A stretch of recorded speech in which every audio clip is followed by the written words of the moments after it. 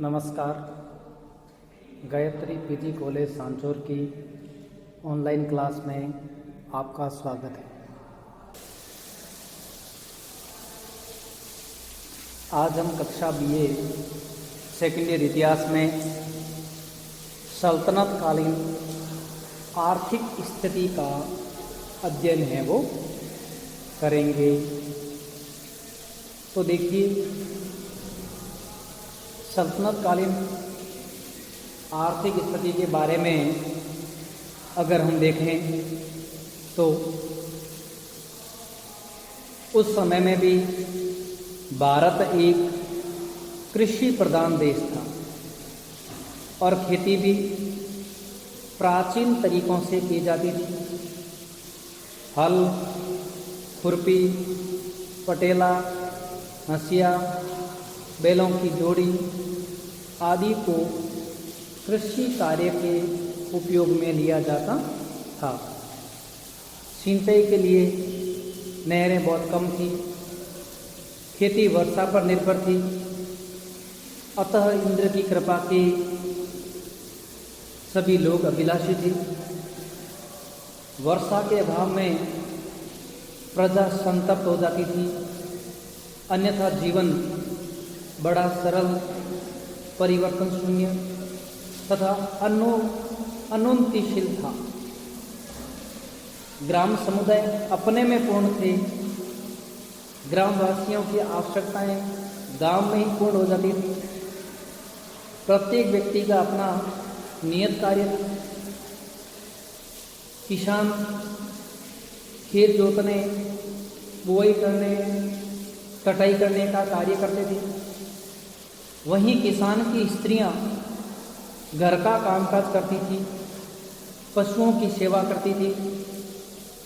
बड़े लोहार जो होते थे वे धातु के औजार बनाते थे। किसान उन्हें भोजन देता था। मोची जूते बनाते थे।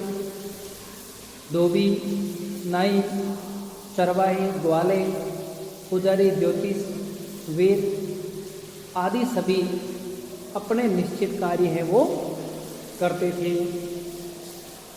कुछ ग्रामीण उद्योग धंधे भी खेती के साथ साथ पनपते थे, जैसे रस्सी और टोकरी बनाना, शक्कर, गुड़, इत्र, तेल आदि बनाना। ऐसे कुटीर उद्योग भी चलते थे। गांव में छोटे छोटे बाजार लगते थे और जहाँ पर कपड़ा, मिठाइयाँ, शक्कर, गुड़ आदि मिलते थे।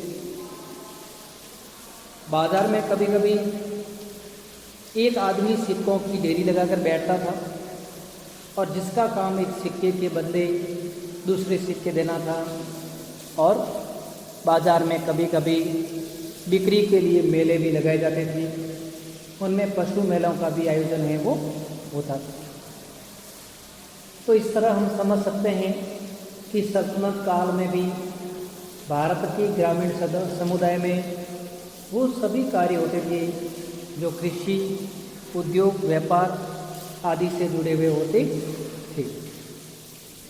फिर उपज, तो ये बताना कठिन है कि उन दिनों खेतों का क्षेत्रफल कितना होता होगा। और मुख्य फसलों में गेहूँ, बाजरा, मक्का, चावल, मटर, तिलहन, गन्ना व रुई आदि प्रमुख थे। फलों में आम, अंगूर, अनार, केले, खरबूजा, अंजीर, नींबू, जामुन आदि थे।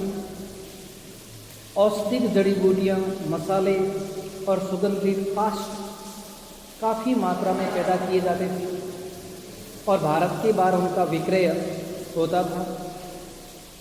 अनाज भंडार संचित करने का सामान्य तरीका गड्ढों या खत्तियों में रखने का था, जिससे बहुत समय तक अनाज सुरक्षित रखा जाता था। और दिल्ली के सुल्तानों ने भारतीय फलों की उपज में वृद्धि और तरक्की करने का भी प्रयास है वो किया। तो यानी सल्तनत काल में हमारे देश में कई प्रकार की विविध फसलें होती थी, कई प्रकार के फल उत्पन्न होते थे। और उस समय में अनाजों को कोठों में या ऐसे मिट्टी के बने पात्र होते थे, उनमें सुरक्षित भी रखा जाता था। दिल्ली के सुल्तानों ने भारतीय फलों की उपज में वृद्धि और किस्म में तरक्की करने के भी प्रयास हैं वो किए थे। अधिक व्यापार होगा, अधिक मुनाफा मिलेगा और जिससे सल्तनत काल को भी अच्छी आय प्राप्त होगी। इसके अलावा सल्तनत काल में बागवानी को प्रोत्साहन भी मिला था। फिरोज तुगलक ने अनेक बाग लगवाए थे जहाँ भांति भांति के पुष्प खिलते थे। खुसरो और जायसी ने यहाँ के पुष्पों का बड़ा सुंदर वर्णन है वो किया है। अर्थात यहाँ पर बागवानी भी थी और फिरोज तुगलक ने बाग लगवाए थे और जहाँ कई तरह के पुष्प पल्लवी थे वो होते थे। अब हम बात करते हैं सल्तनत कालीन उद्योगों के बारे में। तो देखिए, सल्तनत काल में उद्योगों का प्रचलन था और सल्तनत काल में गृह उद्योग की जानकारी हमें अधिकतर मिलती है। अब हम नगरों के बड़े उद्योगों की चर्चा करेंगे। तो सल्तनत काल में भारत में कई महत्वपूर्ण उद्योग विकसित हुए और जिनमें अधिक महत्वपूर्ण थे वस्त्र उद्योग, धातु उद्योग, शक्कर उद्योग, नील उद्योग, कागज उद्योग और संगत राशि के उद्योग हैं, ये भारत में काफ़ी प्रचलित थे। अभिजात वर्ग के लोगों के लिए विलासिता की सामग्री की पूर्ति कुछ अंशों में बाहर से होती थी और ये उद्योग या तो साहसी लोग चलाते थे या दिल्ली के सुल्तान अथवा प्रांतों के सूबेदार हैं वो चलाते थे। सुल्तानों एवं सूबेदारों द्वारा संचालित उद्योग कारखाने कहलाते थे और उस समय आज के समान कारखाने या बड़े पैमाने के उद्योग धंधे नहीं थे। दिल्ली के शाही कारखानों में रेशमी माल तैयार करने के लिए 4000 बुनकरों को लगाया गया था। मोहम्मद बिन तुगलक ने हरम की महिलाओं के लिए 4000 कारीगर जरदोजी का काम करने के लिए लगाए थे। व्यवहार के रूप में शाही उपयोग की प्रत्येक वस्तु, टोपियाँ, जूते, पर्दे, कमरबंद, कामदार पटका, घोड़े की जिल्द इत्यादि इन्हीं कारखानों से प्राप्त होती थी। अर्थात उस समय में भारत में जितनी ज़रूरतमंद वस्तुएं होती थी उन सब के लिए कुटीर उद्योग है वो चलते थे। कुटीर उद्योग में चर्म उद्योग भी थे। कुटीर उद्योगों में विभिन्न प्रकार की फसलों से निर्मित कार्य भी होते थे। अब हम बात करते हैं वस्त्र उद्योग के बारे में। तो प्राचीन काल से ही भारत में वस्त्र उद्योग काफ़ी महत्वपूर्ण बना हुआ था। उस समय भारत में सूती, ऊनी और रेशमी कपड़े हैं वो बनाए जाते थे, पहने जाते थे और व्यापार के भी काम आते थे। समूचे देश में कपास बहुतायत से पैदा किया जाता था। ऊन या तो पहाड़ी प्रांतों से आती थी अथवा बाहर से मंगाई जाती थी। यद्यपि बंगाल में रेशम के कीड़े पाले जाते थे, तथापि अच्छी किस्म का रेशम आयात किया जाता था। वस्त्र उद्योग से संबंधित दूसरे धंधे कशिंदाकारी, सोने की जरी का काम, रंगाई और छपाई का काम भारत के अनेक नगरों में किया जाता था। निर्धन लोग स्वयं के करघों से बने मोटे कपड़ों का ही अधिक प्रयोग करते थे। और वहीं संपन्न लोग हैं वो सूती, ऊनी, रेशमी महंगे महंगे वस्त्रों का उपयोग है वो करते थे। तो देखिए उस समय के बारे में अमीर खुसरो ने लिखा था कि वह इतना उत्कृष्ट और हल्का था कि 100 गज मलमल भी सिर पर लपेटने पर भी भीतर के केश देखे जा सकते थे। अर्थात उत्कृष्ट वस्त्र निर्माण के बारे में खुसरो की इस पंक्ति से जानकारी मिलती है। तो देखिए अमीर खुसरो की नहीं कई इतिहासकार जिनमें बर्थेमा, बरबोसा ने भी बंगाल के वस्त्रों की प्रशंसा की है। यूरोप तथा मध्य एशियाई देशों में भारतीय वस्त्रों की भारी मांग थी।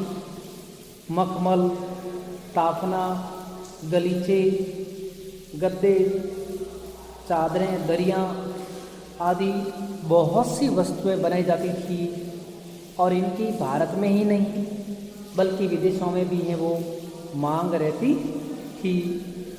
भारत में उस समय कपड़ों में रंगाई छपाई का कार्य भी होता था। बरबोसा और बर्थेमा दोनों ने छपाई के काम की भी काफ़ी प्रशंसाएं वो की थी। तो इस तरह भारत में वस्त्र उद्योग काफ़ी मात्रा में फला फूला था। अब हम बात करते हैं धातु की चीज़ों के बारे में।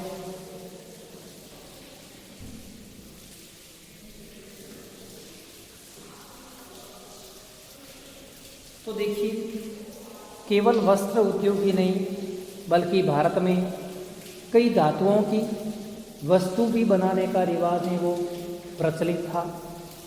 भारत में लोहा, पारा, सीसा जैसे महत्वपूर्ण खनिजों की कई खदानें थी।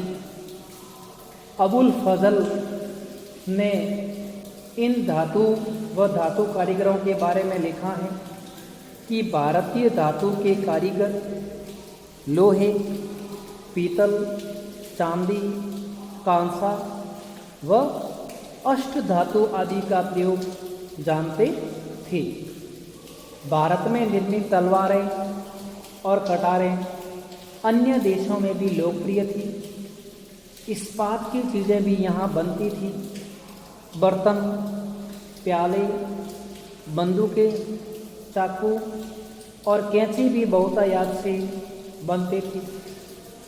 सोने चांदी के आभूषण बनाने में तो भारतीय स्वर्णकार अत्यधिक निपुण थे।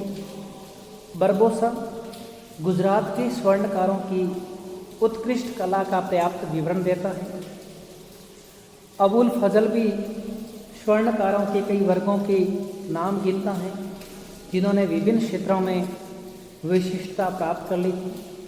अभिजात वर्ग के लोग प्रायः सोने चांदी के आभूषण बनवाते थे तथा निम्न वर्ग के लोग पीतल के आभूषण वो बनवाते थे। तैमूर अपने साथ कारीगरों को समरकंद वो लेकर के भी है वो गया था। अर्थात स्पष्ट है कि भारत में धातु कला अत्यधिक प्रसिद्ध थी। धातुओं से तरह तरह की वस्तुएं, शस्त्र, अस्त्र आदि बनाने का रिवाज था और भारत में धातु निर्माण के कई कारीगर हैं वो रहते थे। इसके अलावा ये बताते हैं कि कई विदेशी आक्रमणकारी भी अपने साथ भारत से कई ऐसे कुशल कारीगरों को वस्तुओं का निर्माण करने के लिए लेकर हैं वो गए थे। तो इस तरह भारत में उस समय सल्तनत काल में धातु उद्योग है वो प्रचलित था। अब देखिए हम आगे बात करें तो पत्थर व ईंट का कार्य। तो देखिए यहाँ के कारीगर पत्थर को तराशने और ईंटों के काम में भी काफ़ी निपुण थे और यहाँ के कारीगरों ने सल्तनत काल में काबुल, गजनी और समरकंद में भी अनेक इमारतें हैं वो बनवाई थी। अलाउद्दीन खिलजी ने 70,000 कारीगरों को सरकारी इमारतें बनाने के काम में लगाया था। अर्थात अलाउद्दीन खिलजी ने है वो भारत के 70,000 कारीगरों को सरकारी इमारतें बनाने के काम में लगाया था। बाबर ने भी 680 संगत राशों को आगरा तथा 1400 एकड़ों को अन्य स्थानों पर शिल्प कार्य करने के लिए नियुक्त किया था। हिंदू शासक भी इन शिल्पियों से अपनी इमारतें बनवाते थे। आबू पर्वत के जैन मंदिर, ग्वालियर और चित्तौड़ की इमारतें उस समय के श्रेष्ठ नमूने माने जाते हैं।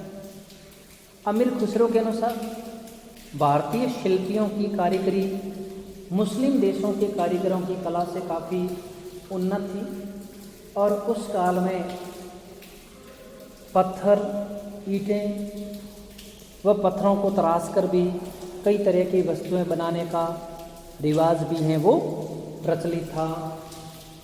अब हम बात करते हैं व्यापार वाणिज्य के बारे में। तो देखिए, देश में सामान बनाने के कई स्थान थे, यानी उस समय में हमारे देश में कई जगह पर वस्तुओं का निर्माण होता था और हमारे देश से बनी वस्तुओं की देश विदेशों में भारी मांग थी और इसलिए कई विदेशी यात्री व व्यापारी स्थल मार्ग से और जल मार्ग से व्यापार के लिए भारत में आते थे और भारत से ज़रूरतमंद वस्तुओं को खरीदकर वो मध्य सागर से अदन मोखा बंदरगाह से होते हुए यूरोप तक पहुंचाने का कार्य है वो करते थे।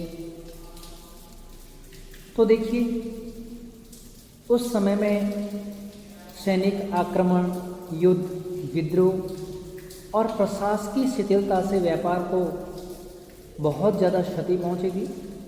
फिर भी उस समय में भी हमारे देश का व्यापार उन्नत दशा में था। विभिन्न प्रांतों के बीच व्यापार होता था। आवागमन के लिए समुचित साधनों के अभाव में तथा लूटे जाने के भय से अंतर प्रांतीय व्यापार में बड़ी कठिनाई थी और इसका प्रभाव वस्तुओं के भावों पर पड़ता था। साधारण शांति के समय वस्तुओं के मूल्य कम होते थे, परंतु दुर्भिक्ष, युद्ध तथा असाधारण परिस्थितियों में उनके भाव बहुत बढ़ जाते थे। थल मार्गों से तथा नदियों में नावों के द्वारा व्यापार होता था और भारत का विदेशी व्यापार काफ़ी उन्नत था। यूरोप के विभिन्न देशों से अफगानिस्तान, ईरान, चीन, मलाया तथा प्रशांत महासागर के विभिन्न द्वीपों से भारत का विदेशी व्यापार है वो होता था। और विदेशी व्यापार थल मार्ग और जल मार्ग दोनों से होता था और उस समय में अरब के व्यापारी भारत के माल को भूमध्य सागर के देशों में लेकर जाते थे और विदेशी माल को लाते भी थे। समुद्री व्यापार के लिए अनेक कठिनाइयाँ थी। समुद्री डाकू कई बार जहाज़ों को लूट लेते थे, लेकिन समुद्री यात्रा के दौरान अगर माल सकुशल गंतव्य स्थान तक पहुंच जाता था तो उसमें खर्च बहुत कम आता था। तो इसलिए समुद्री मार्ग का भी विशेष प्रचलन था। मार्को पोलो ने भारतीय व्यापारियों की और विशेष तौर से गुजरात के व्यापारियों की जो ईमानदारी और सच्चाई थी उसकी अत्यधिक प्रशंसा भी है वो की थी। और भारत से विदेशों में भेजे जाने वाले में अपन देख सकते हैं कि सूती, ऊनी और रेशमी वस्त्र है, अफीम है, नील है, जस्ता है, खाद्यान्न पदार्थ है, इत्र, धूप, चंदन, हाथी के दांत की वस्तुएं, औषधियाँ आदि जाती थी। और भारत में बाहर से आने वाली वस्तुओं में सोना और अरबी घोड़े हैं वो मुख्य रूप से माने जाते थे। तो इस तरह से सल्तनत काल की आर्थिक स्थिति काफ़ी अच्छी थी, विदेशी व्यापार होता था, कृषि क्षेत्र में कई प्रकार की फसलें उत्पादित होती थी, लेकिन कृषि वर्षा पर निर्भर थी, कृत्रिम सिंचाई के साधनों की कमी थी, उपज में हर तरह की फसलें व फल होते थे, उद्योगों में कुटीर उद्योग विशेष प्रचलित थे, धातु उद्योग प्रचलित थे और भारत का वाणिज्य व्यापार है वो बहुत अधिक फला फूला था। धन्यवाद।